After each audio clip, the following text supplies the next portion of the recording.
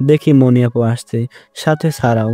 মনিয়াপু এসে বলল, দেখ, মানুষের মরতেই হবে, এমন আছে আল্লাহ আমাকেও আজকে তুলে নিয়ে যেতে পারেন। তোর মার আর হায়াত নেই, আর মার জন্য না কেঁদে দোয়া কর, আল্লাহ যেন তোর মাকে জান্নাতবাসী করে। হুম। কাঁদিস না, কেঁদে যদি তোর মাকে ফিরিয়ে আনা যেত তাহলে তোর মাকে কেঁদেই ফিরিয়ে আনতাম। হুম। আমি আর সারা কিছুদিন এখানে থাকবো। তোর মাকে যারা গোসল করিয়েছে, কবর করছে, তাদের দাওয়াত দিয়ে খাওয়াইয়া দিয়ে তারপর আমরা যাব। না আপু, আপনার কষ্ট করতে হবে না, আমরাই ব্যবস্থা করব। রাফিদের অবস্থা ভালো না, আপনারা পারবেন না, আর এমন কেউ নাই আপনাদের ব্যবস্থা করে দেবে, তাই আমরাই করে দেব। না আপু, আপনি শুধু শুধু কষ্ট করবেন কেন? আমরাই ব্যবস্থা করব। না, তোরা পারবি না। কে তাদের রান্না করে দিবে? কবে তাদের বলবি? সেটা অবশ্য মনিয়াপু ঠিকই বলেছে, কারণ আমার আব্বা ছিল আমার দাদার একমাত্র ছেলে, যার কারণে আমার চাচা চাচি ফুফু কিছুই নেই। আমাদের বংশের আমি লাস্ট। আমি বললাম, দুদিন পর। আচ্ছা, আমরা 2 দিন বাড়িতে থাকবো। শুধু শুধু কষ্ট করবেন আপনারা? তোমার নাম যেন কি? জি, আমার নাম রাহাত। রাহাত। তুমি রাফিদকে একটু সঙ্গ দাও। জি আপু। তাহলে এখন আমরা যাই। দুপুরে আর রাতে আমাদের বাড়িতে খাওয়া দাওয়া করবি। জি না আপু। চুপ কর, যেটা বলছি সেটাই। এ বলে মনিয়াপু চলে গেল। রাহাত বলল, ভালোই হলো, ঝামেলা থেকে বাঁচিয়ে দিল। হুম। তুই বস, আমি আসছি। ওকে। রাহাত চলে গেল। আমি মার আলমারি থেকে মার ব্যাগটা বের করলাম। মার ব্যাগ থেকে একটা কাগজ পেলাম। কাগজে লেখা ছিল, রাফিদ বাবা, আমার কেন জানি মনে হচ্ছে আর বেশি দিন বাঁচব না। তোকে বলিনি, কারণ তুই শুধু শুধু টেনশন করবি। কখন মারা যাব বলতে পারি না তো। হয়তো তুই পাশে থাকতেও পারোস, নাও থাকতে পারোস। সেজন্যই বলতেছি, আমার পছন্দ করা মেয়েকে তোর পছন্দ হলে বিয়ে করিস, আর সব সময় নামাজ পড়বি, তোর বাবার জন্য দোয়া করিস, মারা গেলে আমার জন্য দোয়া করিস, আর বংশের মর্যাদা ধরে রাখিস। আমার অ্যাকাউন্টে কিছু টাকা আছে, ওই টাকাগুলো খরচ করিস, আর তোর আব্বার কবরের পাশে আমাকে কবর দিস। তোকে অনেক বকাঝকা করেছি, মাফ করে দিস। যদি এই চিঠিটা পড়ে থাকিস তাহলে আমি অলরেডি মারা গেছি। কেন জানি মনে হচ্ছে বেশি দিন বাঁচব না। আমার চোখ দিয়ে টপটপে পানি পড়ছে। আমাকে কেন বললো না মার মনের কথা? আব্বার কবরের পাশে মার কবর দিয়েছি। মার পছন্দ করা মেয়েকে এখন বিয়ে করা সম্ভব নয়, কারণ এখন আমাকে চলে যেতে হবে ঢাকায়। আর বিয়ে করে তাকে ঢাকায় নিয়ে যাওয়া সম্ভব নয়। মা থাকতো তাহলে মার সাথে বাড়িতে থাকতে পারতো, এখন আর সেটাও সম্ভব নয়। এ বাড়ি এখন খালি পড়ে থাকবে। ভাবতে বুক ফেটে চিৎকার আসছে। মাকে ছাড়া কি করে থাকবো? এই পৃথিবীতে আমার এখন আপন বলতে কেউ নেই। দুপুরে মনিয়াপু আসলো খাবার নিয়ে। মনিয়াপু আমাকে দেখে বলল, তোর কষ্ট আমি বুঝি, এভাবে কাঁদলে কি তোর মা ফিরে আসবে? এই নে, খাবার খেয়ে নে, দেখবি ভালো লাগবে। হুম। এখন আমার সামনে খা। ওকে। আমি অল্প খাবার খেলাম। মনিয়াপু বলল, বুঝতে পারছি তোর মনটা অনেক খারাপ। তাহলে বিকেলে চল, নদীর পাড়ে হাঁটতে যাব। হুম। বিকালে আমি আর মনিয়াপু, সারা, রাহাত গেলাম নদীর পাড়ে। শুনলাম সবুজ বিদেশে চলে গেছে। মনিয়াপু গিয়ে নদীর পাড়ে বসলো। সারা নদী দেখে খুশিতে শেষ, পানিতে নামতে চলে গেল। মনিয়াপু ইশারা দিয়ে বলল তার পাশে বসতে। আমি গিয়ে তার পাশে বসলাম। মনিয়াপু বলল, তোর মনে আছে এই নদীতে কত গোসল করেছিলাম? হুম। মনে আছে একবার তুই যে আমাকে টান দিয়ে পানির গভীর জলে ফেলে দিয়েছিলি? আমি যে কি ভয় পেয়েছিলাম! ভয়ের কারণে আমার 3 দিন একটানা জ্বর ছিল। হুম। দেখি সারা পিচ্ছিল খেয়ে পানিতে পড়ে গিয়ে অর্ধেক শরীর ভিজে ফেলছে। মনিয়াপু বলল, রাহাত, ওঠাও তো সারাকে। রাহাত গিয়ে হাত বাড়ালো, কিন্তু সারা নিজের চেষ্টায় উঠতে গিয়ে আবার পিছিল খেয়ে পড়ে গেল। মনিয়াপু হাসতে লাগলো। পরে বাধ্য হয়ে সারা রাহাতের হাত ধরলো। রাহাত টান দিয়ে সারাকে উঠালো। রাহাত নিজের শরীরের শার্ট খুলে সারাকে দিল পরার জন্য। সারা নিতে নারাজ। মনিয়াপু হাসতে হাসতে বলল, সারা, নে, তোর শরীর ভিজে গেছে। সারা বাধ্য হয়ে রাহাতের শার্ট নিল, নিয়ে নিজের গায়ে দিল। আমি বললাম, চলেন উঠি, আজান দিয়ে দিবে। আমার জন্য দোয়া করিস, কবে জানি আমিও মারা যাই। আপনার বয়ফ্রেন্ডকে গিয়ে বলেন, আমাকে বলেন কেন? আমি মানুষ হিসাবে সবার জন্যই দোয়া করি। আমার জন্য একটু স্পেশালভাবে দোয়া করিস। আমি মসজিদে এসে নামাজ পড়ে বাসায় আসলাম। দুদিন চলে গেল। মনি আপু আর সারা রান্না করে আমাদের বাড়িতে নিয়ে আসলো। যারা যারা গোসল করিয়েছে, কবর করেছিল, তাদের সবাইকে দাওয়াত দেওয়া হলো। নানির বাড়ি থেকে মানুষ আসলেও নানা নানি আরও আগে মারা গিয়েছে। আশেপাশের আত্মীয় স্বজনদের দাওয়াত দেওয়া হলো। সবাইকে খাওয়ানো হলে মসজিদের ইমামকে এনে দোয়া পড়ালাম। বিকালের দিকে মনি আপুরা আসছে বিদায় নিতে। মনি আপু বলল, রাফিদ, তাহলে আমরা যাই, তুই কবে জয়েন নিবি? মনি আপু খুব উপকার করলো আমার। আসলে এত মানুষের খাবার রান্না করাটা সহজ বিষয় না। মনি আপুকে বললাম, ধন্যবাদ আপু, এত বড় একটা উপকার করার জন্য। ধন্যবাদের কি আছে, এটা তো প্রতিবেশীর হক। তারপরেও ধন্যবাদ। সারা বলল, রাহাত, আপনার শার্টটা ধোয়ার পর তার ডিসকালার হয়ে গেছে, আপনাকে একটা নতুন শার্ট কিনে দেব। না, কিনে দেওয়া লাগবে না, ডিসকালার শার্টটাই দেন, ওটাই আমি চালিয়ে নেব। না, আপনি আমার উপকার করেছেন, আপনাকে আমি ঠকাতে পারি না। আমি নতুন শার্ট কিনে আপনাকে দিয়ে দেব। সারা যেহেতু চাচ্ছে, না করিস কেন? সেটাই, এখন বল কবে জয়েন দিবি? কিছু ঝামেলা আছে, ওইগুলো শেষ করে 3 দিনের ভিতরে জয়েন দিচ্ছি। আচ্ছা সারা, চল। মনি আপু আর সারা চলে গেল।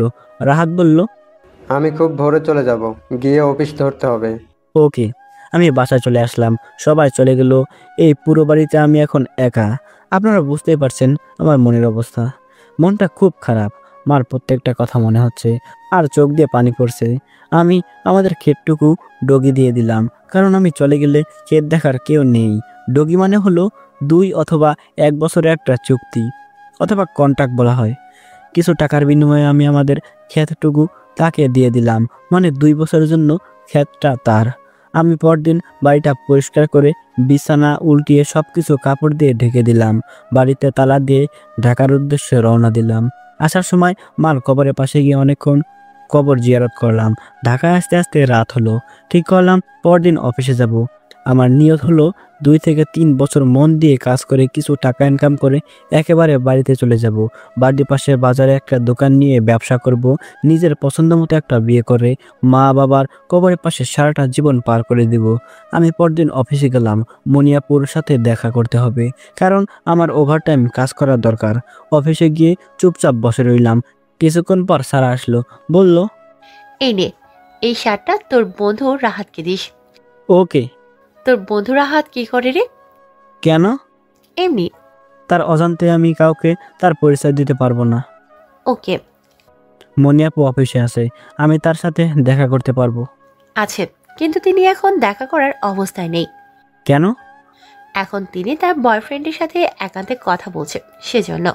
ও, ওনার বয়ফ্রেন্ডের সাথে কথা শেষ হলেই আমাকে কথা বলার ব্যবস্থা করে দেন। দিতে পারি একটা শর্তে। কি শর্ত? তোর বন্ধু রাহাতের নাম্বার লাগবে। আমি ভাবলাম সারা নিজেই দেখি রাহাতকে পছন্দ করে। আমি আর রাহাতকে সারাকে কি দেখাবো? কিন্তু আমার মন চাচ্ছে সারার মারামারি দেখতে। বাস্তবে কোনোদিন মেয়েদের মারামারি দেখিনি, রাহাতকে দিয়ে ফাঁসাতে হবে। আমি বললাম, যদি আমাকে মনিয়াপুর সাথে কথা বলার সুযোগ দেন তাহলে আমি দিব। ওকে, আমি ফোন দিলে চলে আসিস। ওকে। সারা চলে গেল। 2-1টা কাজ আসলো, কাজগুলো করলাম। কিছুক্ষণ পর সারা কল দিয়ে বলল মনিয়াপুর অফিসে যেতে। আমি মনিয়াপুর অফিসে গেলাম। গিয়ে দেখি মনিয়াপু আর সারা বসে আছে। আমি বললাম, বসতে পারি? বস। ধন্যবাদ। কি বলবি বল। ম্যাডাম, ওভারটাইম কাজ করার কোনো ব্যবস্থা আছে? না, এই অফিসে ওভারটাইমের কোনো ব্যবস্থা নেই, কিন্তু আমাদের অন্যান্য শাখা আছে, ওইগুলোতে ওভারটাইমের ব্যবস্থা আছে। ও, দেখেন না ম্যাডাম, ওভারটাইমের কোনো ব্যবস্থা আছে কি না। সারা, ম্যানেজারকে ফোন দিয়ে জিজ্ঞেস করো তো ওভারটাইম হবে কি না। ওভারটাইম থাকলেও তো রাফিদকে দেয়া যাবে না। আমাদের অফিসে যারা পুরনো তারা কানাঘুষা করবে। ঠিক, রাফিদ, ওভারটাইম নেই। চট্টগ্রাম শাখায় অনেক ওভারটাইম আছে, ওখানে এখন লোক নেওয়া হচ্ছে, তুই চাইলে সেখানে ট্রান্সফার করে দিতে পারি। রাফিদ ওভারটাইম দিয়ে কি করবে? ওর ওভারটাইমে তো বেশি টাকা পাবে না। তার তো কোনো বাড়িওয়ালা নেই। বাড়িওয়ালা হতে কতক্ষণ? আমার এই কথা শুনে মনি আপু আর সারা হাসতে লাগলো। মনি আপু বলল, আচ্ছা আচ্ছা, তোকে চট্টগ্রামে ট্রান্সফার করে দিচ্ছি, তুই রাজি? আমি ভাবলাম আমার টাকার দরকার, এখন যেখানে বলবে সেখানে যাব। আমি বললাম, সেখানে কত টাকা পাবো? সেটা তোর কাজের উপর নির্ভর করবে। ওকে, আমি যাব। আমার রাজির কথা শুনে মনি আপু আর সারা অবাক, ভাবছিল হয়তো আমি মজা করছি। মনি আপু বলল, সারা, রাফিদকে ভালো একটা পোস্টে ঢুকিয়ে দে। আচ্ছা দেখছি। দেখি সারা কাকে জানি কল দিয়ে কথা বলতে লাগলো। একটু পর বলল, ম্যাডাম, ভালো কোনো পোস্টে ঢোকানো যাবে না, কারণ সেগুলো অলরেডি বুক। আর কাজের দক্ষতা ছাড়া উনি কাউকে ভালো কোনো পোস্টে চাকরি দেবে না। বল, এটা আমার আদেশ। কি করে বলবো? এটা তো আপনারই আদেশ। আপনার আদেশ আপনি নিজেই অমান্য করবেন? মনি আপু আমার মুখের দিকে তাকালো, মুচকি হাসি দিয়ে বলল, তুই এখন সিদ্ধান্ত নে। ম্যাডাম, আমি কাজকে সব সময় বড় করে দেখি, যদি ভালো পরিমাণ বেনিফিট পাই তাহলে আমি যাব। আচ্ছা সারা, আমাদের চট্টগ্রাম যাওয়ার কোনো শিডিউল আছে? আছে, আগামীকাল। আমরা চট্টগ্রামে যাচ্ছি, তুই চাইলে আমাদের সাথে যেতে পারিস। ওকে, ধন্যবাদ, আমি আগামীকাল তৈরি হয়ে আসব। এই বলে আমি চলে আসলাম বাসায়। এসে রাহাতকে সব বললাম। রাহাত বলল, তোর যেটা ভালো মনে হয় কর, আমি যেখানে আছি সেখানেই থাকবো। এই নে তোর শার্ট, সারা দিয়েছে। দেখি মামা, আসল কথা জানিস, সারাকে আমার ভালো লাগছে। দেখ, আমি চট্টগ্রামে চলে যাচ্ছি। সারা কিন্তু অনেক জেদি, কোনো ঝামেলা হলে পরে সামলাতে পারবি কিনা দেখ। শুন, আমি তোকে একটা গল্প শোনাই। আমি তাকে মনি আপু যে আমাকে মারছিল সেটা বললাম। রাহাত বলল, তাহলে ভাই আমি নাই, তুই যদি কোনো একটা ব্যবস্থা করে দিতে পারতি তাহলে আমি কিছু করতাম। এখন তুই চলে যাচ্ছিস, আমি আর এগুলোর মধ্যে নেই। সেটাই। কিন্তু তোরে যে আমার ভালো লাগে। ওয়েট কর, আমি তোকে সুযোগ বের করে দেব। আমি তাদের কোম্পানির অন্য শাখায় যাচ্ছি, আমি তো আর বিচ্ছিন্ন হয়ে যাচ্ছি না। ওকে, আমি তোর মুখের দিকে তাকিয়ে রইলাম। মামা চল না আজ রেস্টুরেন্টে থেকে খেয়ে আসি। আচ্ছা চল। আমি আর রাহাত ভালো একটা রেস্টুরেন্টে গেলাম। রাহাত সারার দেওয়া শার্টটা পরলো, সারার চয়েস আছে ভালো। রেস্টুরেন্টে গিয়ে আমরা কিছু পিক তুললাম, খাওয়া দাওয়া করে বাসায় চলে আসলাম। পরদিন প্রয়োজনীয় সব কিছু নিয়ে সারার দেওয়া লোকেশনে গিয়ে হাজির হলাম। দেখি মনি আপু একটা যা ড্রেস পরেছে তাকাতে লজ্জা করছে। টাইট প্যান্ট, ম্যাচিং করা শার্ট, চোখে চশমা। সারারও একই ভাব। আমি সারার কাছে গিয়ে বললাম, আপনি যে পোশাক পরেছেন রাহাত সেটা কোনোভাবেই পছন্দ করবে না।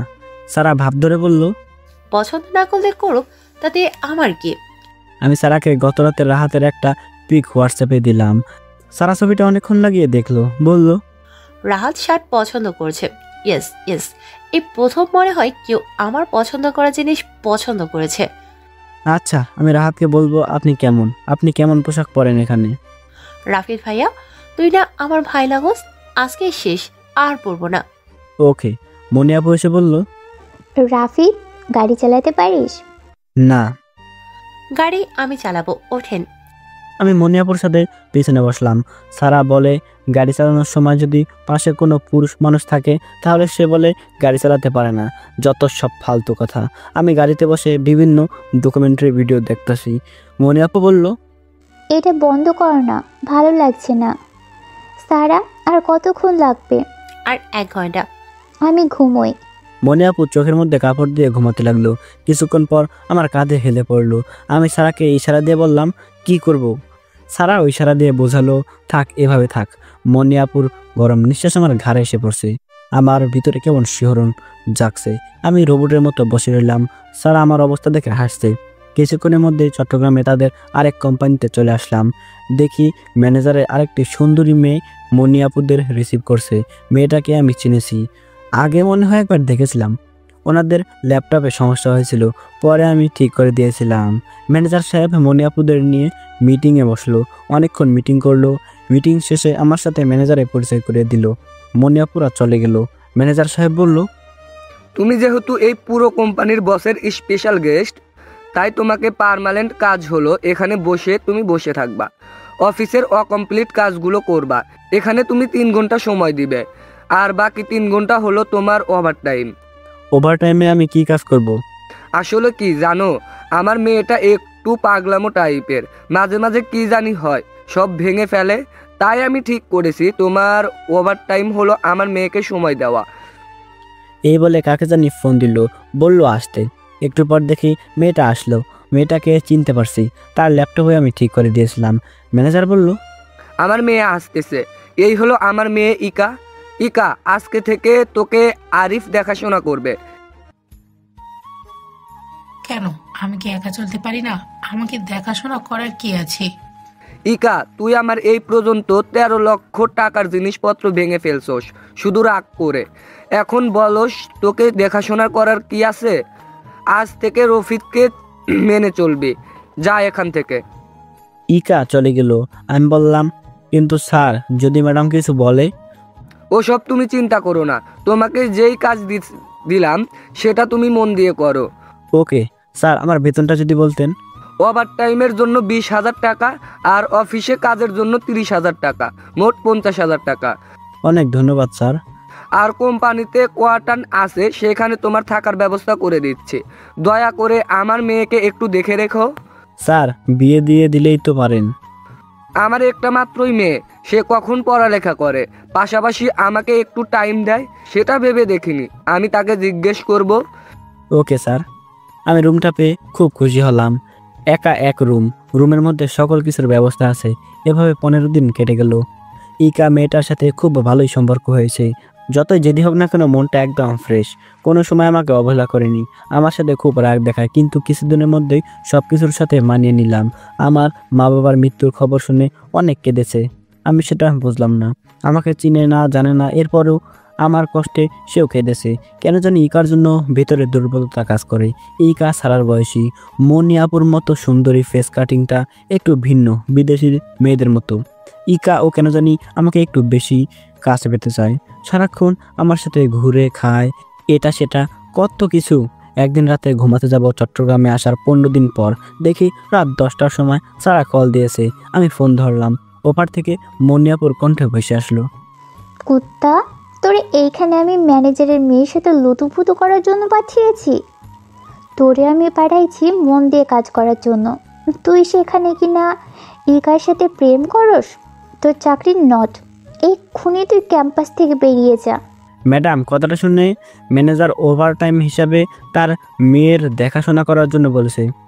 তুইও কি লুচ্চা, তুই রাজি হয়ে গেলি?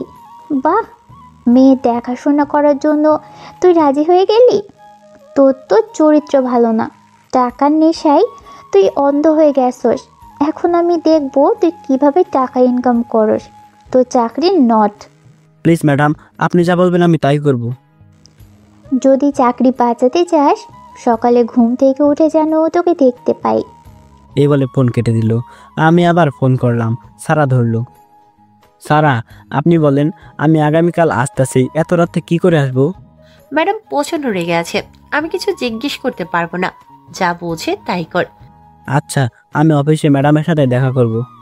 ম্যাডাম আগামীকাল অফিসে যাবে না, সকালে ম্যাডামের কাছে দেখা কর। ওকে। আমি রাতটা কাটিয়ে খুব সকালে বেরিয়ে পড়লাম। যেহেতু পূর্ব প্রস্তুতি ছিল না, অনেক কিছুই নিতে পারলাম না। ইকার কাছ থেকেও বিদায় নিতে পারলাম না। সে নিশ্চয়ই ঘুম থেকে উঠে ফোন করবে। আমি বাস দিয়ে ঢাকায় আসলাম। আস্তে আস্তে রোদ উঠে গেছে। মনিয়াপুর সাথে দেখা করতে হবে, কিন্তু মনিয়াপুর বাড়ি তো চিনি না। আমি সারাকে কল দিলাম, সারা ফোন ধরছে না, মনে হচ্ছে ঘুমাচ্ছে। আমি রুমে গেলাম। রাহাত এসে দরজা খুললো। রাহাত এত সকালে আমাকে দেখে অবাক। রাহাত আমাকে বলল, এত সকালে তুই? হরে, একটা সমস্যা হয়েছে, পরে বলবো, এখন বেরোতে হবে। মনিয়াপুর সাথে দেখা করতে হবে, না হলে আমার চাকরি শেষ। দেখে সারা কল ব্যাক করলো, তাড়াতাড়ি ম্যাডামের বাসার ঠিকানা দেন, আমার এক্ষুনি দেখা করতে হবে। আমার ঠেকা পড়ছে না দিতাম? এসব কি বলছেন? ম্যাডামের সাথে দেখা করতে হবে, না হলে আমার চাকরি শেষ। দিতে পারি, একটা শর্তে, তোর বন্ধু রাহাতের নাম্বার দে। আমি মোবাইলটা দূরে নিয়ে রাহাতকে বললাম, এটা সারা তোর সাথে কথা বলতে চাচ্ছে, শুধু হাই হ্যালো বল। আমি লাউড স্পিকার দিয়ে রাহাতকে মোবাইলটা দিলাম। রাহাত সালাম দিয়ে বলল, হাই, আমি রাহাত, কেমন আছেন? ভালো, আলহামদুলিল্লাহ। আপনি? জি ভালো, ধন্যবাদ আমাকে ওই দিন ছাড়টা দেওয়ার জন্য। আপনার পছন্দ হয়েছে? হুম। আমি রাহাতের হাত থেকে মোবাইল নিয়ে বললাম, তাড়াতাড়ি ম্যাডামের বাসার ঠিকানা দেন। ওকে দিচ্ছি। আমি ফোন কেটে দিলাম। দেখি সারা আমাকে ঠিকানা টেক্সট করলো। এটা বলে দিল বাসার সামনে গিয়ে ফোন দিতে, না হলে দারোয়ান ঢুকতে দিবে না। ম্যাডাম কত তলায় কত নাম্বার রুমে থাকে সেটা বলে দিল। আমি রাহাতের কাছ থেকে বিদায় নিয়ে ম্যাডামের বাসার সামনে গেলাম। দারোয়ানের সাথে সারার কথা বলালাম। দারোয়ান ঢুকতে দিল। আমি বাড়ির ভিতরে প্রবেশ করলাম। বাড়িটা এত সুন্দর, কল্পনার বাহিরে। আমি দ্বিতীয় তলায় বামের রুমটার সামনে গিয়ে দরজায় কড়া নাড়লাম। ভিতর থেকে আওয়াজ আসলো, কে? ম্যাডাম, আমি রাফিদ। একটু পর দরজা খুললো, বলল ভিতরে আসতে। দেখি মনিয়াপু একটা হাতাকাটা গেঞ্জি আর লেহেঙ্গা পরে বসে আছে। মনিয়াপুর বুকে উরু দুটো স্পষ্ট বোঝা যাচ্ছে। চুলগুলো খোলা এলোমেলো হয়ে আছে। এটা মনে হয় স্টাইল। আমি মনিয়াপুকে এমন অবস্থায় দেখবো কল্পনা করিনি। আমি লজ্জায় মাথা নিচু করলাম। মনিয়াপু বলল, তোর চাকরির নট, এখানে সাইন কর আর আমার চোখের সামনে থেকে ভাগ। ম্যাডাম, আমি তো ঠিক টাইমে আসলাম। তাতে আমার কিচ্ছু যায় আসে না। প্লিজ ম্যাডাম, আমার সাথে এরকম করবেন না। আমি আপনার সব কথা মেনে চলবো। রাখ তোর মিষ্টি মিষ্টি কথা, আর কোনো কথা বলবি না। Okay madam. এমন সময় দেখি ইকা কল দিল। আমি ফোন কেটে দিলাম। একটু পর আবার কল দিল। আমি কাটতে যাব, মনিয়াপু বলল, কে? ইকা। ফোন ধর, দে লাউড স্পিকারে দে। আমি ফোন ধরে লাউড স্পিকার দিলাম। ইকা বলল, কিরে, ফোন ধরিস না কেন? ব্যস্ত ছিলাম। ও, আজকে এখন একটু দেখা করতে পারবি? আজকে শপিংয়ে যাব। আসলে হয়েছে কি, ইকা, আমি তোমাদের ম্যাডাম মনিয়াপু। রাফিদকে সেখান থেকে ট্রান্সফার করে ঢাকায় নিয়ে আসছি। চট্টগ্রামে এসে আর যাবে না। ম্যাডাম, কেমন আছেন? ভালো। আর শোনো, রাফিদকে আর ফোন দিবা না। জি ম্যাডাম। মনিয়াপু ফোন কেটে দিল, বলল, এক্ষুনি নাম্বার ব্লক মার। জি ম্যাডাম। একটু পর কাজের মেয়ে এসে কফি দিয়ে গেল। মনিয়াপু কফি খাওয়া শুরু করলো। কাজের মেয়ে বলল, ম্যাডাম আরেকটা নিয়ে আসবো? না, ম্যাডাম নাস্তা রেডি আছে। নাস্তা এখানে নিয়ে আয়। জি ম্যাডাম।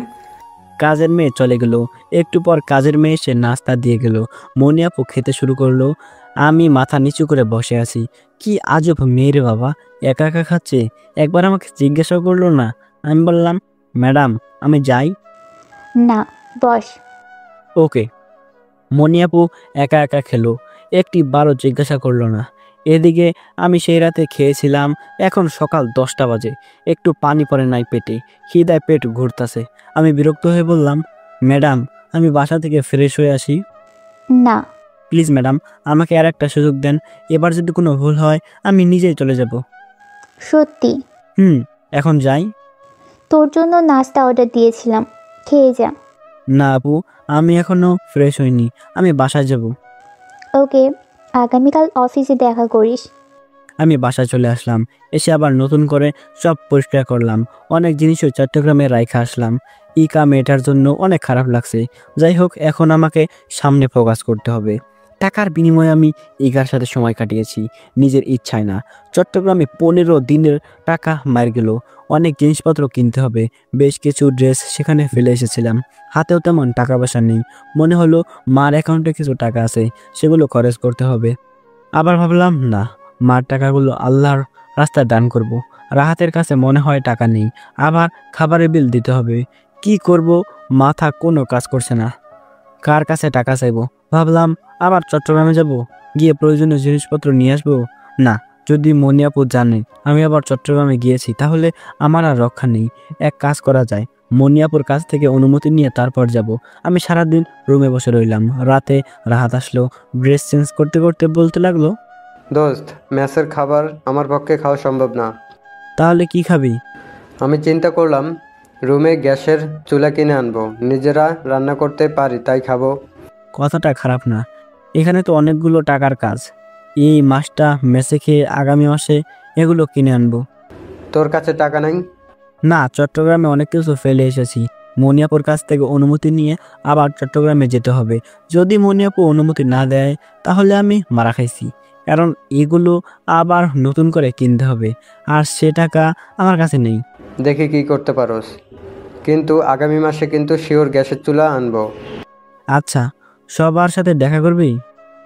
রাহাত মুচকি হাসি দিয়ে বলল, হরে কবে? আগামীকাল রাতে। কিভাবে? তার জন্য তোকে একটু কষ্ট করতে হবে আর মার খেতে হবে। কার কাছে থেকে? সারার কাছ থেকে। তোর কাছে থেকে মার খেতে আমার কোনো আপত্তি নেই। শুন, তোকে বলি আমার বুদ্ধিটা। রাতে মনিয়াপুকে বাসায় দিয়ে সারা তারপর নিজের বাড়িতে যায়। সারার বাড়ি থেকে মনিয়াপুর বাসা আধা কিলোর থেকে কম হবে, তাই সে রাতে একটু রাস্তা হেঁটেই বাড়ি চলে যায়। তাই আগামীকাল তুই ছিনতাইকারীর ভাব ধরে সারার সামনে যাবি, তখন দেখবি সারা কি করে, তখন তুই তার সাথে যেটা মন চায় সেটা করিস। একা যে যায় হেঁটে, আবার হেঁটে সারার কি ভয় করে না? আমার তা মনে হয় না। আজকে একটু মারামারি প্র্যাকটিস কর। তাহলে আগামীকাল সারার সাথে দেখা হচ্ছে। আমি পরদিন অফিসে গেলাম, গিয়ে সারাকে খুঁজে বের করলাম। সারা দেখি তার অফিসে।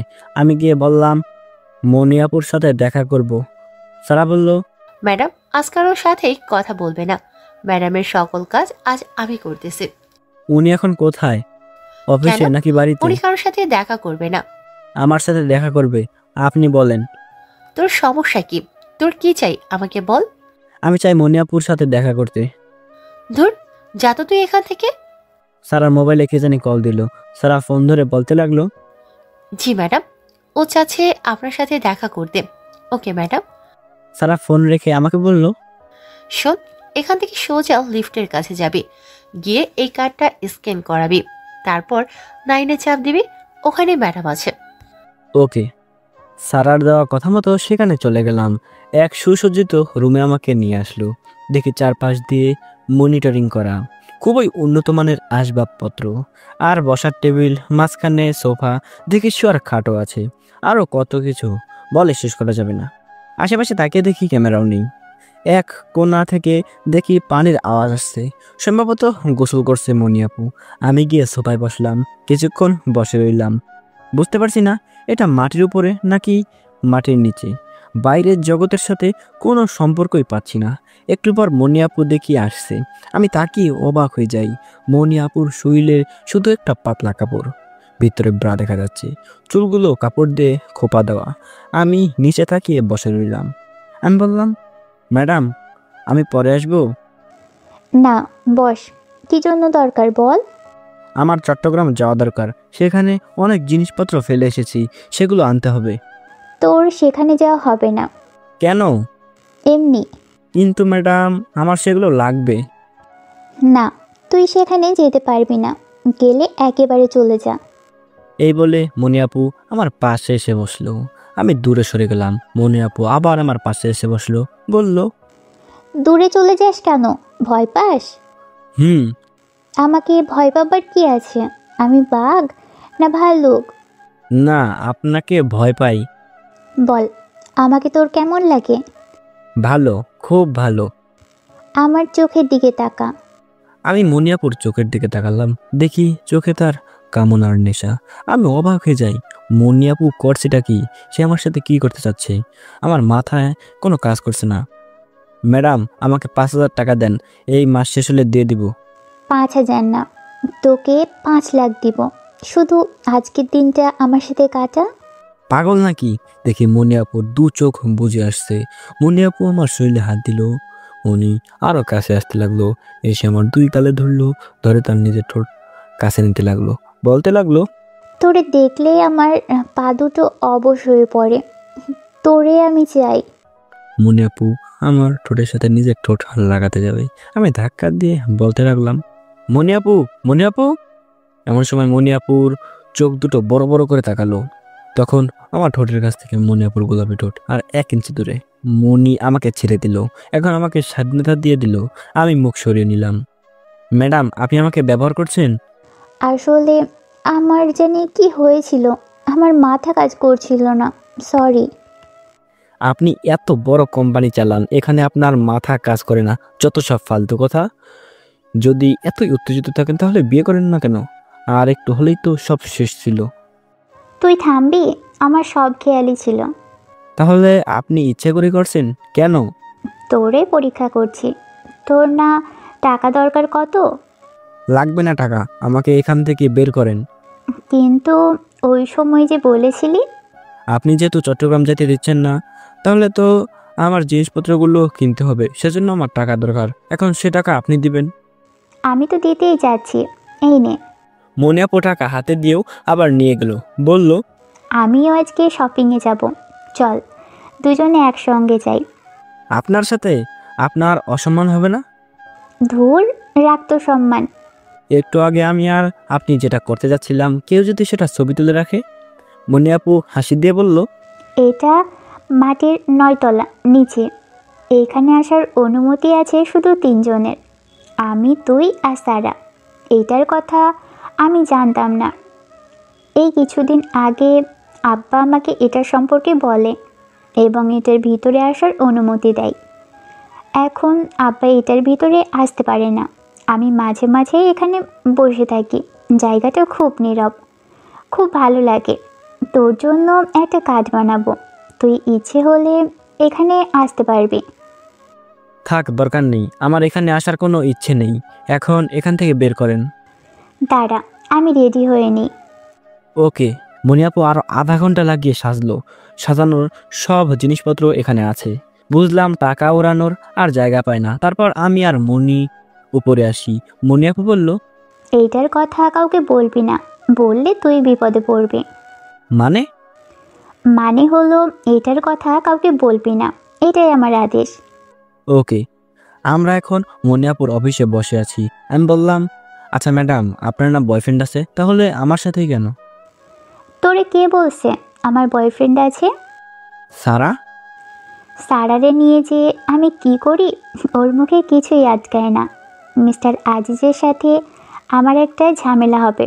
ওর সাথে চুক্তিতে একটা প্রজেক্ট হাতে নিয়েছিলাম, কিন্তু উনি বিষয়টা গুরুত্ব দিচ্ছে না। উনি যেহেতু গুরুত্ব দিচ্ছে না, লসটা তারই হবে। এখন এটা ওনার বিষয়। ওনার সাথে 2-3 দিন ডেটে গিয়েছিলাম, তখন সারাই আমার সাথে ছিল। ওর সাথে জিজ্ঞেস করলেই সব জানতে পারবি। তুই আমার কল লিস্ট চেক করে দেখতে পারিস। আমি অধিকাংশ মানুষের সাথেই কথা বলি স্যারের মোবাইল থেকে। ও ভালো। আমি আর মনি আপু শপিং মলে গেলাম। মনি আপুর সাথে কোথাও যেতে আমার কোনো দ্বিধাবোধ নেই, কারণ ছোটবেলা থেকে মনি আপুর সাথে কাটিয়েছি, তাই তাকে ভয় পাই না। যদিও একবার সমস্যা হয়েছিল, সেটা মানিয়ে নিলাম। কিন্তু আজকে মনি আপু কী করলো? আমাকে কিস করতে যাচ্ছিল। মনি আপু আমাকে ভালোবাসে নাকি আমাকে ব্যবহার করছে, এখন সেটাই বোঝা মুশকিল। যদি ভালোবাসে আমাকে কিস করতে যেত, তাহলে অবশ্যই আগে তার ভালোবাসার কথা বলতো, কিন্তু মনি সেটা করেনি। তাহলে আমাকে সে ব্যবহার করতে যাচ্ছে। আমি সে সুযোগ দিবই না। আগে ভালোবেসে আমাকে বিয়ে করুক, পরে না হয় আমার সাথে যা মন চায় করুক। আমি মনি আপুর সাথে শপিং মলে গিয়ে প্রয়োজনীয় সকল জিনিস কিনলাম। সকল কিছুর টাকা মনি আপু পে করলো। মনি আপু যাওয়ার সময় আমাকে বাসায় নামিয়ে দিয়ে গেল, বলল, আগামীকাল থেকে তুই আবার আগের পোস্টেই কাজ করবি। ওকে ম্যাডাম, আজকে রাতে কি সারা আপনার বাসায় যাবে? মনে হয়। ধন্যবাদ, এত বড় একটা উপকার করলেন। অসুবিধা নেই। ওকে। আমি মনি আপুর ফোন নাম্বার নিয়ে রুমে চলে আসলাম। সন্ধ্যার দিকে রাহাত আসলো, এসে ফ্রেশ হলো। আমি, কিরে সারার সাথে দেখা করবি? রাহাত বলল, কখন? রেডি হয়ে নে, মাথায় ক্যাপ দে আর মুখটা ভালো করে ঢেকে নে, আর এই নে ছুরি। ওকে, তুই দাঁড়া। রাহাতও আমি এমন ছদ্মবেশে নিলাম, একজন আরেকজনকে চেনা যাচ্ছে না। তারপর দুজনে গিয়ে মনিয়াপুর বাসার সামনে গিয়ে অপেক্ষা করতে লাগলাম। এখন সারা বের হয়। প্রায় 1 ঘন্টা ধরে দাঁড়িয়ে রইলাম। রাহাত বলল, তুই শিওর সারামণি আপুর বাসায় আছে? শিওর। আমার ভয় করছে, যদি খারাপ কিছু হয়ে যায়। যখন দেখবি সারা মারতে আসছে, তখন ছুরিটা ফেলে দিবি আর তার সাথে হাতে মারামারি করবি। জানি তুই পারবি না, যতটুকু পারস। ওকে। ওয়েট, মনিয়াপুকে কল দেই। আমি মনিয়াপুকে কল দিলাম, ফোন ধরলো। মনিয়াপু, আমি রাফিদ, সারা আছে এখানে? সারা এইমাত্র বের হলো। আমি ফোন কেটে দিয়ে বললাম, সারা আসছে, এই নে ব্লোথো, যদি দেখোস বেশি মারছে তখন ধাক্কা দিয়ে ফেলে চলে আসবি। ওকে।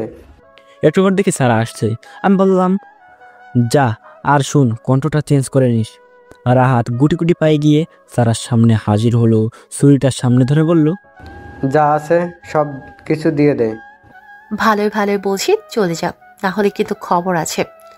চুপ, যা আছে সব কিছু দিয়ে দে। দেখছো এটা কি? সরি, ভুল হয়েছে। এই নে ব্যাগ, আর এই নে মোবাইল। সারা মোবাইল এগিয়ে দিল নেওয়ার জন্য, আর রাহাত হাত দিল মোবাইল নেওয়ার জন্য। সারা মোবাইল দিয়ে বাড়ি দিয়ে রাহাতের হাত থেকে ছুরি ফেলে দিল। ঠিক রাহাতের পায়ে একটা কিক লাগালো, তারপর পায়ের মধ্যে প্যাচ লাগিয়ে মাটিতে ফেলে দিল। সবকিছু যেন মুহূর্তের মধ্যে হয়ে গেল। রাহাত নির্ভয় হয়ে সারার মুখের দিকে তাকিয়ে রইল। তারপর সারা তার পা দিয়ে রাহাতের কোমরে কয়েকটা কিক চালালো। সারা বলল, পালাবি নাকি? আরো কয়েকটা দিব? ছিনতাই করতে আসে। এই নে টাকা, বললেই হতো। খেতে পাস না, টাকা দরকার। রাহাত চলে আয়। রাহাত উঠে এক দৌড় দিল। আমি এক দৌড় দিয়ে সোজা বাসায় আসলাম। রাহাত বলল, ভাই আমি আর নাই, এই মেয়ে একটা আগুন, একটু হলে আমাকে মেরে ফেলতো। কি কস? আমার কাছে তো একদম সিম্পল মনে হয়েছে। শালা একটা লাত্তি খেয়ে দেখতে কেমন লাগে? ওরে বাবারে, আমার কোমরটা শেষ। আমি ভাবছিলাম তুই কয়েকটা দিবি। আমি তো চান্স পাই নাই, মুহূর্তের মধ্যেই আমাকে মাটিতে ফেলে দিল। যাই হোক, ভালোই লাগছে। আগামীকাল আবার যাব, আগামীকাল কিছু না কিছুই করবই। ওকে। আমি আর রাহাত পরদিন আবার গেলাম, কিন্তু আজকে ছাড়া আরও অনেক দেরিতে বের হলো। তখন রাস্তাতে কোনো মানুষ নেই। এমনিতেই এই রাস্তাতে খুব কম মানুষ আসে। গতকালকের মতোই একটা ছুরি নিয়ে গিয়ে বলল, যা আছে সব কিছু দিয়ে দে। তুই আবার আসছস? গতকালের মায়ের মনে নাই? যা আছে দিয়ে দে। কি লাগবে তোর? সব কিছু, সাথে তোমাকেও। আমাকে লাগবে মানে? আমাকে ধরে করতি? তোর সাহস তো কম না? চুপ, যা আছে সব কিছু দিয়ে দে। এই বলার সাথে সাথে সারা লাথি দিয়ে রাহাতের হাত থেকে ছুরি ফেলে দিল। তারপর আবার পায়ের মধ্যে প্যাঁচ দিয়ে উল্টিয়ে মাটিতে ফেলে দিল। আর রাহাত তখন সারার পায়ে লাথি দিল। সারা টাল সামলাতে না পেরে রাহাতের বুকের উপরে পড়ে গেল। তখন রাহাতের ঠোঁট আর সারার ঠোঁট ইঞ্চি তিনেক দূরে। রাহাত সারাকে ধরলো যাতে রাহাতের বুক থেকে উঠতে না পারে। এক হাতে রাহাত আস্তে আস্তে নিজের মুখ থেকে কাপড় সরালো। সারা বলল, এ কি রাহাত, আপনি? রাহাত এই সুযোগটা কাজে লাগালো।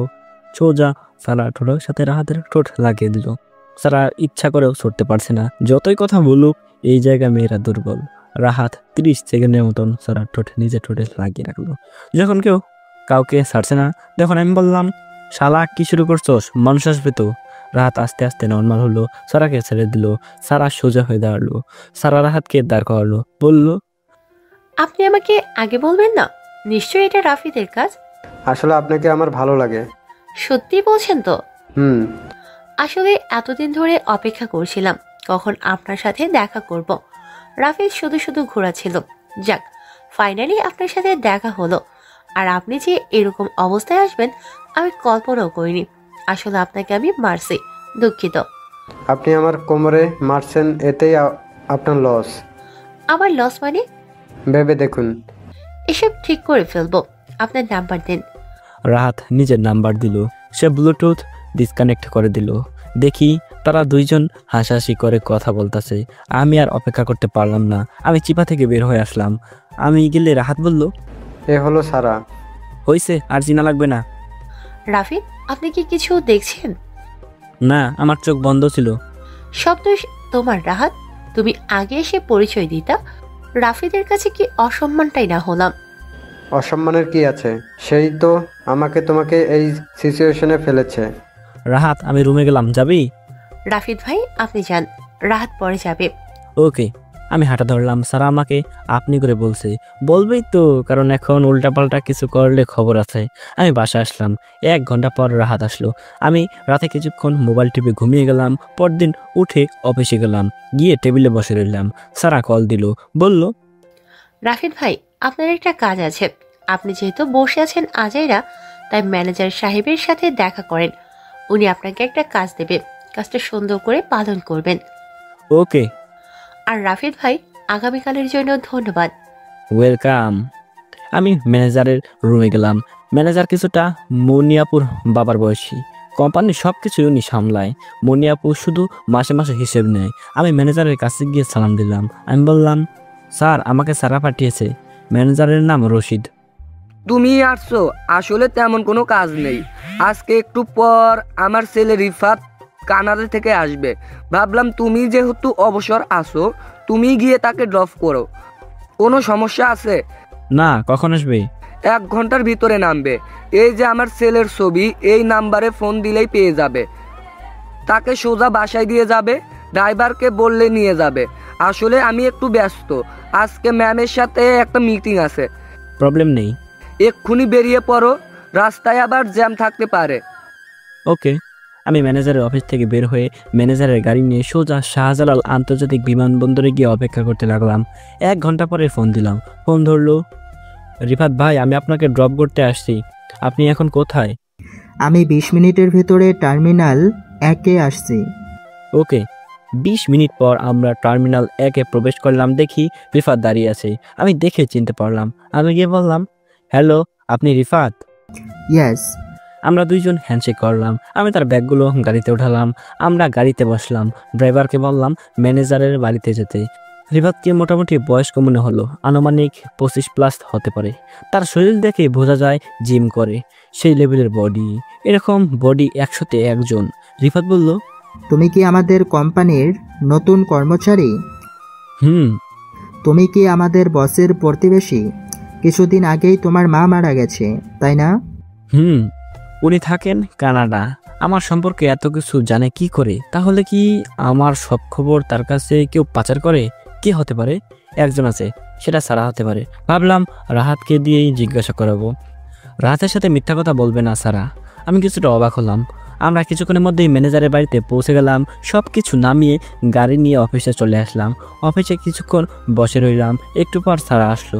বলল, ম্যানেজার তোকে কি কাজ দিল? ওনার ছেলে আসছে কানাডা থেকে, তাকে গিয়ে ড্রপ করলাম। ম্যানেজারের ছেলের কথা শুনেই সারা মুখটা কালো হয়ে গেল। বলল, তাড়াতাড়ি গিয়ে ম্যাডামকে খবর দিই, উনি যে আসবে কাউকে বলে নাই। এই বলে সারা চলে গেল। আমি কিছুক্ষণ পর রাহাতকে কল দিলাম। রাহাত কল ধরলো।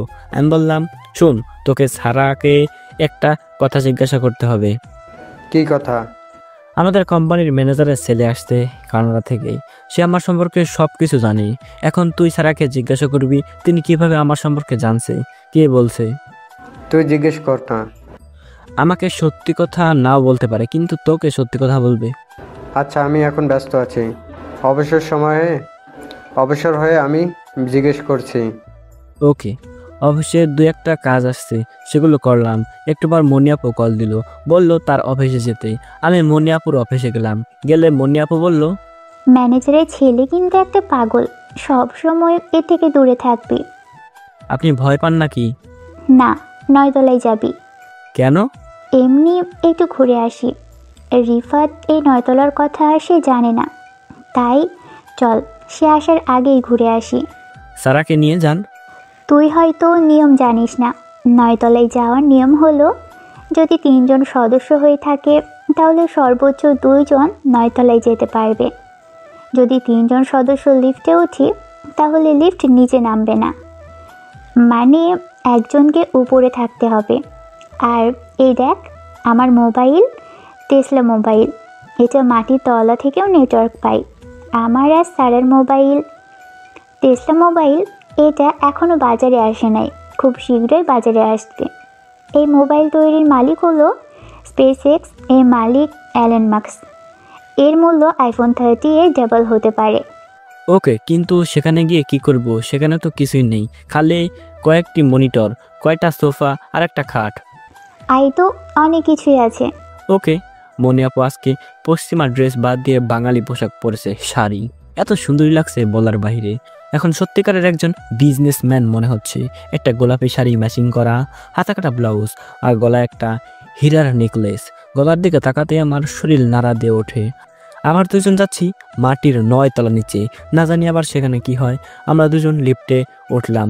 মনিয়াপুর কার্ড স্ক্যান করলো, কি যেন টিপলো, তারপর নিজের ফিঙ্গারপ্রিন্ট দিল। বলল, এখানে ফিঙ্গারপ্রিন্ট দে। আমি দিলাম। মনিয়াপু বলল, এদিকে আয়, আরও কাছে আয়, একেবারে আমার সাথে লেগে দাঁড়া। আমি মনিয়াপুর সাথে দাঁড়ালাম। মনিয়াপু বলল, আরও কাছে আয়, একেবারে লেগে দাঁড়া, দুজনের মুখ স্ক্যান করতে হবে। আমি মনিয়াপুর সাথে লেগে দাঁড়ালাম। মনিয়াপুর শরীর থেকে একটা পারফিউমের গন্ধ বের হচ্ছে, যেটা এত ভালো লাগছে বলার বাইরে। মন চাচ্ছে জড়িয়ে ধরে মনের ইচ্ছা মতো পারফিউমের গন্ধটা নিতাম। আমি ভাবলাম যেহেতু সুযোগ আছে, মিস করে লাভ নেই। আমি আরও শৈলের সাথে লেগে দাঁড়ালাম। একটা হাত দিয়ে মনিয়াপুর কোমরে খালি জায়গায় ধরলাম, ধরে আমি মনিয়াপুকে নিজের আরো কাছে আনলাম। আমার হাতের ঠান্ডা নরম হাতের ছোঁয়ায় মনিয়াপু কেঁপে উঠলো। মনিয়াপুর ওই জায়গাটা খুব নরম আর খুব উষ্ণ। 1 মিনিট আমাদের দুজনের মুখ স্ক্যান করলো, তারপর দেখি সাকসেস হয়েছে। সাকসেস হওয়ার সাথে সাথে মনি আমাকে ধাক্কা দিয়ে দূরে ঠেলে দিল, বলল, তোর তো সাহস কম না, তুই আমার ওই জায়গায় হাত দিতেছস কেন? আপনি তো বললেন লেগে দাঁড়াতে। তোরে বলছি আমি লেগে দাঁড়াতে, ওখানে ধরলি বলে নাই। আর তোর হাত এত ঠান্ডা। সরি।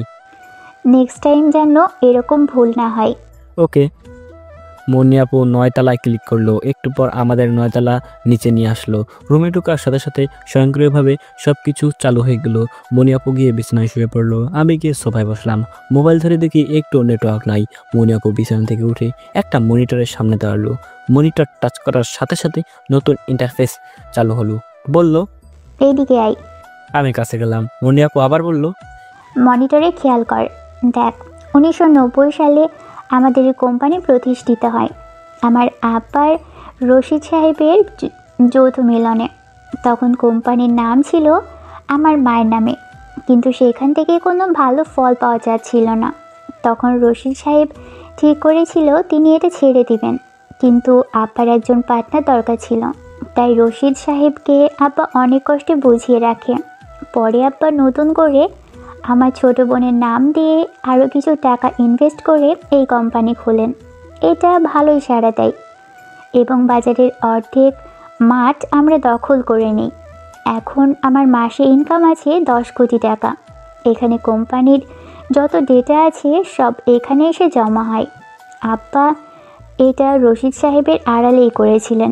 এখানে অনেক পুরনো ডেটা আছে। এখন আমার ইচ্ছে হলো রশিদ সাহেবের শেয়ারটা আমি কিনে ফেলব এবং পুরো কোম্পানির মালিক আমি হব। এখানে কি আমার ডাটা আছে? আছে। দেখি। মনিয়াপু মুখে জাস্ট বলল, মিস্টার রাফিদ সম্পর্কে সব তথ্য দেখান। এর মধ্যে কয়েকজন রাফিদ নামের লোক এলো। তারপর মধ্যমণি আমার ছবির উপর ক্লিক করলো। দেখি আমার সম্পর্কে সব কিছু আছে। আমার জন্মসাল কোথায়, বাড়ি কিসে, কিসে পড়ছি, রেজাল্ট কি, কবে আমার মা মারা গিয়েছে, সব কিছু। আমি বললাম, আমার মা কিভাবে মারা গিয়েছে সে সম্পর্কে কোনো তথ্য নেই। তুই তো তোর মায়ের পোস্টমর্টম করস নাই, করলে অবশ্যই থাকতো। রিফাত আমার সম্পর্কে জানে কি করে? প্রত্যেকটা কর্মচারীর খবর রাখার অধিকার আছে রিফাতের, কারণ তারা এই কোম্পানির শেয়ার আছে। কোম্পানির লস হলে তাদেরও লস হবে, সেজন্য। আপনার তথ্য যায়? আমার আর সারার বাদে সবার। আচ্ছা, তুই কি এখানে এই সব ডেটা হ্যাক করতে পারবি? এটার সিকিউরিটি আমি জানি না। আমার তৈরি কিছু ভাইরাস দিয়ে হ্যাক করতে পারবো। এক্ষেত্রে আপনার সকল ডাটা ডিলিট হয়ে যাবে। আমি দেখতে চাই। সকল ডাটা কেটে যেতে পারে। ডেটাগুলো তোর মোবাইলে ট্রান্সফার কর। আমার মোবাইলে জায়গা হবে না। আমারটাই কর। আমি মনিয়াপুর টেসলা মোবাইল হাতে নিলাম, সব ডাটা ট্রান্সফার করলাম। পরে আমার মোবাইল থেকে সবচেয়ে নর্মাল ভাইরাসটা ছেড়ে দিলাম। ভাবছিলাম সিকিউরিটি খুব শক্ত হবে, কিন্তু না। মনিয়াপুর আব্বা হয়তো বা ভাবতে পারিনি এখানে কে ডাটা দেখতে আসবে, তাই হয়তো নর্মাল সিকিউরিটি দিয়েছে, অ্যান্টিভাইরাসও নাই। কিছুক্ষণের মধ্যেই সকল মনিটর ঘোলা হয়ে গেল। মনি ঘুরে ঘুরে দেখতে লাগলো, বলল, এটা কি করে সম্ভব? আমি সবচেয়ে নর্মাল ভাইরাসটা ছাড়ছি। আরও ভালো উন্নত মানের ভাইরাস ছাড়লে সব ডাটা কেটে যাবে এবং আপনার কোম্পানির প্রত্যেকটা কম্পিউটার এরকম ঘোলা হয়ে যাবে। ঠিক করতে কতক্ষণ লাগবে? 20 মিনিট। ঠিক কর। আমি দাঁড়িয়ে দাঁড়িয়ে ঠিক করতে লাগলাম। মনিয়াপু পিছন থেকে জুড়ে ধরলো, আমার কাঁধে মাথা রাখলো। আমি বললাম, ছাড়ো। না, ছাড়বো, দেখি তুই কিভাবে ঠিক করস। ছাড়ো, ভালো লাগছে না। কেন ভালো লাগবে না? ওই সময় যে আমার ওখানে ধরেছিলি তখন আমার কেমন লাগছিল। ছাড়বো না। ওকে। মনিয়াপু আমার সাথে এত মিশুক কেন? সে কি আমাকে ভালোবাসে নাকি আমাকে ব্যবহার করছে? মনিয়াপু আমার থেকে কি আশা করছে? মনিয়াপুর তুলনায় আমি কিছুই না। আমি বললাম, আচ্ছা মনি, তুমি কি আমাকে ভালোবাসো? না, বাসি না। ও, তাহলে আমার কাঁধ থেকে সরেন। না, সরবো না। কেন? তোকে আমার ভালো লাগে, কিন্তু ভালোবাসি না। ও, যদি তুই আমার সুখে দুঃখে সবসময় আমার ছায়া হয়ে থাকিস, তাহলে আমার থেকে তুই এমন পুরস্কার পাবি যা তুই কল্পনাও করতে পারবি না। সব সময় আপনার পাশে থাকতে পারবো না। কেন? জানি না, কিছুদিন পরেই তো ঈদের ছুটি পাচ্ছি, বাড়িতে যাবেন না? যেতে পারি। এই নেন, ঠিক হয়ে গেছে, এখন ছাড়েন। মনি আপু আমাকে ছেড়ে দিল, বলল, কোম্পানিতে সামনে একটা ঝামেলা হচ্ছে, 2-1 দিন কোম্পানি বন্ধ থাকতে পারে। এদিকে আব্বা এমপি নির্বাচন করছে, যদি আব্বা পাশ করতে পারে তাহলে আমাদের দেখে কে? একটা সত্যি কথা বলি, বল। আমি দেখি আপনি অধিকাংশ সময়ই শার্ট প্যান্ট পরেন, ওই সময় আপনাকে দেখতে অনেক বাজে লাগে। আজকে আপনাকে এত সুন্দরী লাগছে তা ভাষায় প্রকাশ করার মতো না। সত্যি আপু, আপনি অনেক সুন্দরী। ধুর, আমি দেখতে একটু সুন্দরী না। ছোটবেলায় আমি কত কালো ছিলাম, তোরাই তো আমাকে কত খেপাইতি, মনে আছে? একবার আমাকে কালো বলার কারণে তোদের ল্যান্ড করে দাঁড় করে রেখেছিলাম, আর তোরা কি কাদা কাটছিলি, সেই কথা মনে হলে এখনও হাসি পাই। সেই ছোট্ট রাফিদ কিনা আজ আমার সামনে দাঁড়িয়ে আছে, ভাবতেই অবাক লাগে। না আপু, আপনি অনেক সুন্দরী। হয়েছে, থাক, আর প্রশংসা করতে হবে না। আমি গিয়ে একটু বিছানায় শুই। তুই শো, আমি গোসল করে আসি। ওকে। আমি গিয়ে নর্মাল বিছানায় শুয়ে পড়লাম। মনি আপু গিয়ে কাপড় নিয়ে গোসল করতে ঢুকলো। আধা ঘন্টা ধরে মনি আপু গোসল করলো, নতুন একটা নীল শাড়ি পরলো। মনি আপুকে এত সুন্দরী লাগছে, আমি যেন চোখ সরাতে পারতেছি না। আমি বললাম, তুমি সত্যিই অসাধারণ। ধন্যবাদ। মনি আপু চুলগুলো শুকাতে লাগলো। আমি চোখ দিয়ে মনি আপুকে লাগলাম। মনি আপু বলল, চোখটা অন্যদিকে ফেরা, লজ্জা লাগছে। ওকে। মনি সেজেগুজে বলল, চল উপরে যাই। ওকে। আমি আর মনি আপু উপরে আসলাম, অফিসে গেলাম, গিয়ে বসে রইলাম। একটু পর সারা আসলো, বলল, কিরে তোরা এতক্ষণ 9 তলায় গিয়ে কি করছিস? আবার দেখি ম্যাডাম কাপড় চেঞ্জ করে নতুন কাপড় পরছে, তোদের বেশি ভালো ঠেকছে না। কিরে কি করছিস এতক্ষণ? ম্যাডামকে গিয়ে জিজ্ঞাসা করো। তুই বল। না, বলবো না। এখন আমি গিয়ে 1 ঘন্টা লাগিয়ে গোসল করব। ওইখানে ঠান্ডা পানি এত ভালো লাগে, মজায় সারাদিন পানিতে পড়ে থাকতে। জান, ওইখানে কি আমার গোসল করার ব্যবস্থা আছে? না। ওকে। আজকে বিকেলে রাহাতকে নিয়ে ঘুরতে যাব। শুধু ঘুরতে যাইয়েন, অন্য কিছু কইরেন না। কইলে করব, তোর কি? কিছু না। সেটাই। সারা চলে গেল। কিছুক্ষণ পর মনিয়া ফোন দিয়ে বলল তার অফিসে যেতে। আমি তার অফিসে গেলাম। গেলে বলল, দেখ তো রাফিদ, আমার পিসিতে কি সমস্যা হয়েছে। দেখি কি সমস্যা। আমি কিছুক্ষণ দেখে বুঝলাম কেউ পিসি হ্যাক করার চেষ্টা করছে। আমি বললাম, কেউ পিসি হ্যাক করার চেষ্টা করছে? কি বলিস, আমার পিসি? সেটা বলতে পারছি না, আমি ভালো সিকিউরিটি দিয়ে দিচ্ছি, পরে আর কোনো সমস্যা হবে না। ওকে, একজনকে আমার সন্দেহ হয়েছে, আমি শিওর না, সে হয়তো জানে আমাদের কোম্পানির সব ডেটা একটা জায়গায় জমা হচ্ছে, সে সেটা পেতে চায়। আমি এক্ষুনি আব্বাকে বলছি। ওকে। আমি বাসায় চলে আসলাম, রুমে এসে ফ্রেশ হলাম। সন্ধ্যায় রাহাত আসে, দুজনে কিছুক্ষণ কথা বলে ঘুমিয়ে যাই।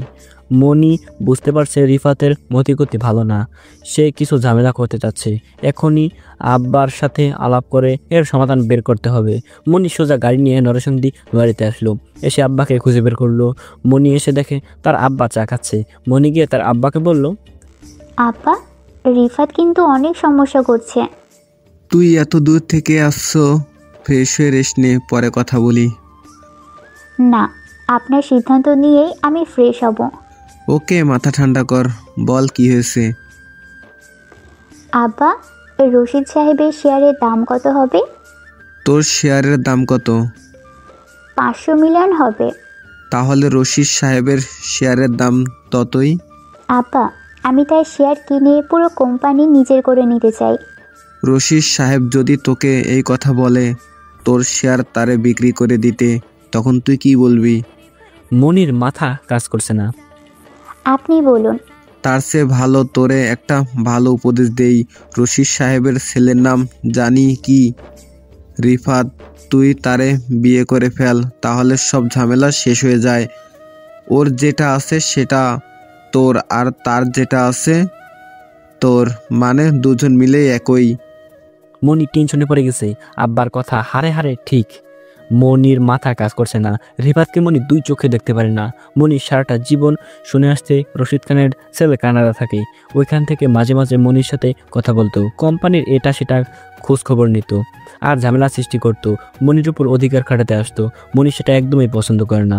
মনি চায় তার আন্ডারে সবাই কাজ করবে, তার কথা প্রত্যেকে শুনবে, কোনো প্রতিপক্ষ থাকবে না। বাজারে প্রতিপক্ষ আছে, সেটা কোনো সমস্যা নেই, একটা দিয়ে লস হলে আরেকটা দিয়ে উঠে যায়, কিন্তু ঘরের ভিতরে যদি প্রতিপক্ষ থাকে তাহলে কেমন হয়?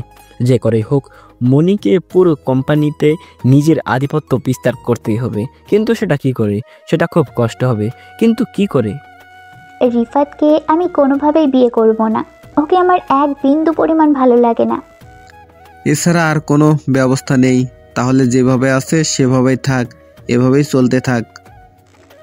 রশিদ সাহেবের কোনো অধিকারই নেই এই কোম্পানিতে থাকার। সে কি করছে? সব করছেন আপনি। কি জন্য যে তাকে শেয়ার রাখলেন? যেটা হয়ে গেছে সেটা তো হয়েই গেছে, এটা নিয়ে মাথা ঘামানোর প্রয়োজন নেই। আর রিফাতকে বিয়ে করার মন মানসিকতা তৈরি কর, আর আমাকে এই সম্বন্ধের টেনশন দিস না। আমার সামনে নির্বাচন, তোরে একটা পজিশন দিয়েছি, সেই পজিশন ধরে রাখার চেষ্টা কর। আব্বা চুপ, এখন গিয়ে ফ্রেশ হয়ে রেস্ট নে।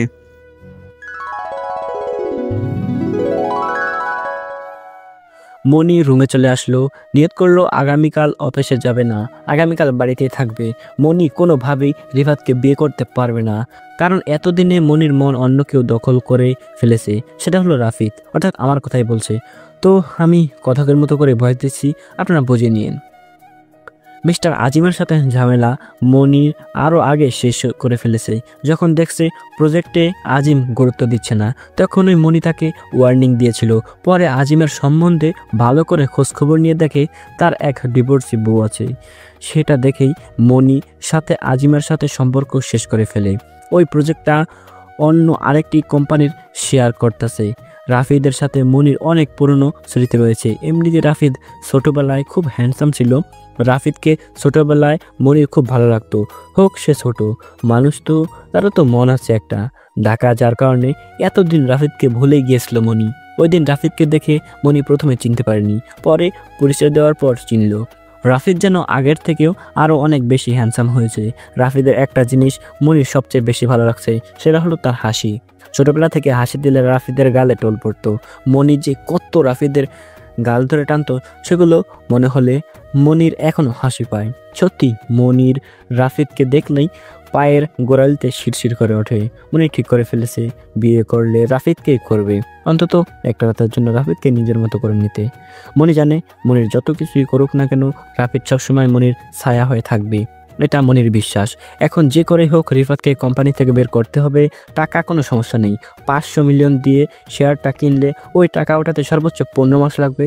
কিন্তু সবচেয়ে বড় প্রশ্ন হচ্ছে, রশিদ সাহেব তো শেয়ার বিক্রি করবে না। কি করলে রশিদ সাহেব শেয়ার বিক্রি করবে? মনির মাথায় কাজ করছে না। আচ্ছা, আর 15 দিন পর আব্বার নির্বাচন শেষ হলে পরে এই বিষয়ে আব্বার সাথে কথা বলা যাবে। মনি ফ্রেশ হয়ে খাওয়া দাওয়া করে বিছানায় শুয়ে পড়লো। আজকে শুধু একটা জিনিস মনে হচ্ছে, আজকে সকালে রাফিদের কাজটা। রাফিদ যখন মনির খালি নরম কোমরে ঠান্ডা হাতটা রাখছিল, তখন মনির যে কেমন লাগছিল সেটা বলার মতো না। যদি রাফিদ যদি একটা চিপ দিত। মনি সারাকে কল দিল। কি রে, কি করিস? শুয়ে শুয়ে বয়ফ্রেন্ডের সাথে মেসেজ করছে। তোর আবার কবে বয়ফ্রেন্ড ছিল? ছিল না, বাট এখন হয়েছে। কে রে সে হতভাগা? অনুমান করেন তো। মনি খেয়াল করলো সারার যতটুকু দরদ ছিল সেটা হলো রাফিদের বন্ধু রাহাতের জন্য। তাহলে কি রাহাত? রাহাত নাকি? হুম। শয়তান, তুই এত বড় অসাধু সাধন করে ফেলছস, তুই আমাকে একবারও বললি না? সব রাফিদের কারণে। সিকিউরিটির দিক দিয়ে তোর কাছে সবচেয়ে আগে কে রে? আপনি। দ্বিতীয় কে?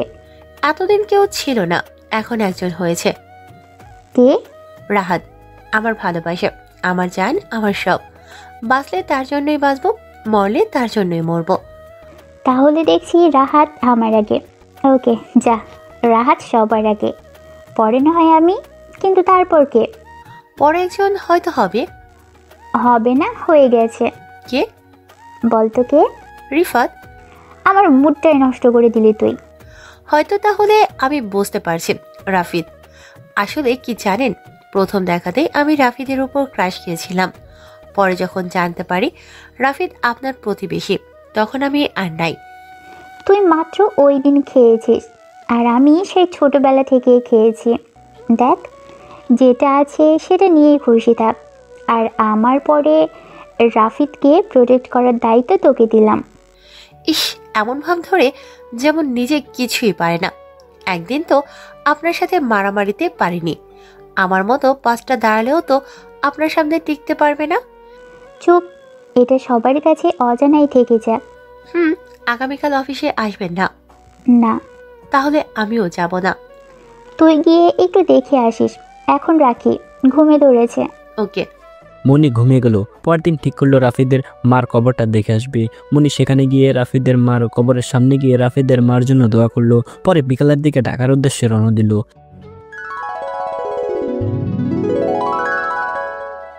আমি পরশুদিন সকালে ঘুম থেকে নামাজ পড়ে উড়াধুরা ঘুম দিলাম, কারণ আজকে জুম্মাবার। 11টা পর্যন্ত ঘুমালাম। ঘুম থেকে উঠে গোসল করে কাপড় পরিষ্কার করলাম। রাহাত তখন ঘুমাচ্ছে, তাকে ঘুম থেকে উঠালাম, নামাজ পড়ে আসলাম। বিকালের দিকে ভাবলাম মনি আপুকে কল দেই। মনি আপু কল ধরলো। কেমন আছেন? ভালো। তুই? ভালো। কোথায় আপনি? বাড়িতে গিয়েছিলাম, এখন আসছি। আমারও তো যাওয়ার ইচ্ছা ছিল, আমাকে সাথে নিয়ে যেতেন। তুই আমাকে আগে বলতি। ওকে, সামনে গেলে তোকে নিয়ে যাব। ওকে। শোন, আজ এটা বাহিরে ঘুরিস না। ওকে। পরদিন অফিসে গেলাম। অফিসে বসে কাজ করতেছি। কোথায় পিছতে এটা সেটা দেখছি। একটু পর জানি কে আসলো। আমি তাকিয়ে দেখি রিফাত। রিফাত বলল, রাফিদ কেমন আছো? জি ভালো।